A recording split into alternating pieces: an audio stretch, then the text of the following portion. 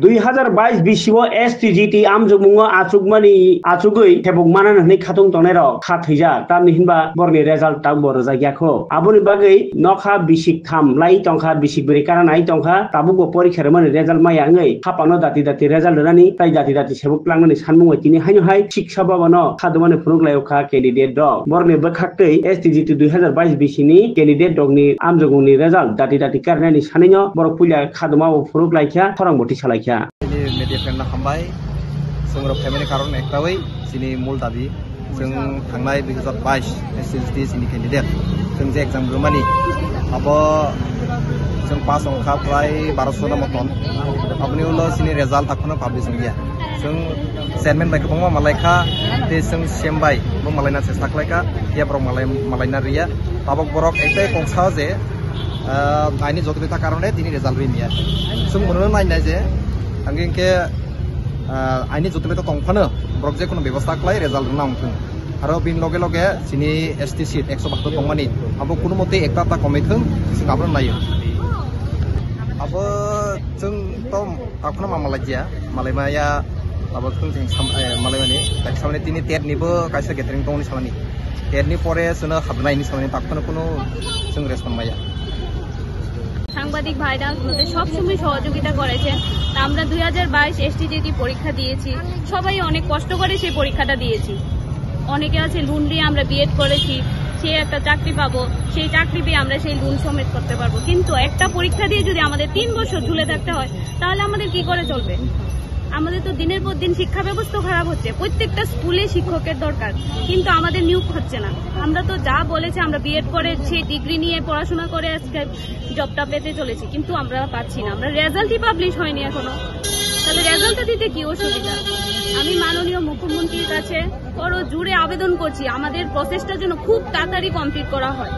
আমরা তো আর কোর্টের বিষয়টা এত কিছু বুঝিও না, করতে পারবো না। ওনার কাছে আমাদের আবেদন, উনি যেন আমাদের সবাইকে খুব তাড়াতাড়ি প্রসেসটা কমপ্লিট করে আমাদের চাকরিস্থলে নিতে পারে, আমরাও যেমন একটা নতুন জীবন ফিরে পাই।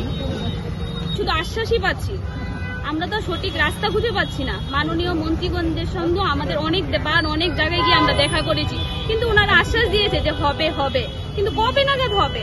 প্রথমে আমি সাংবাদিক দাদাদেরকে আমি খুবই ধন্যবাদ জানাই।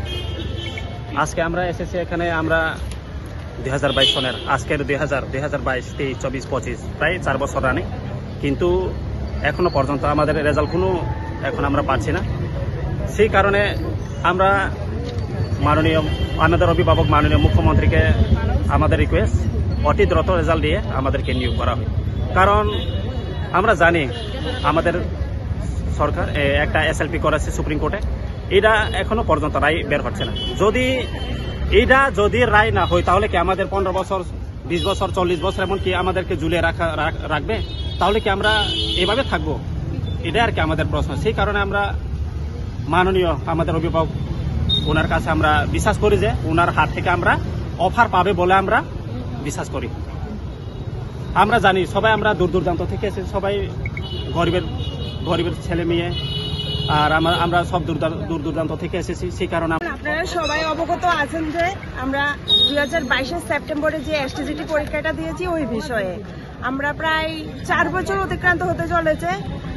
আমাদের রেজাল্টও পাবলিশ করে না, আমাদের নিয়োগ প্রক্রিয়াও সম্পন্ন করে না। একটা আইনি বিষয় আছে, আমরা সেটা জানি যে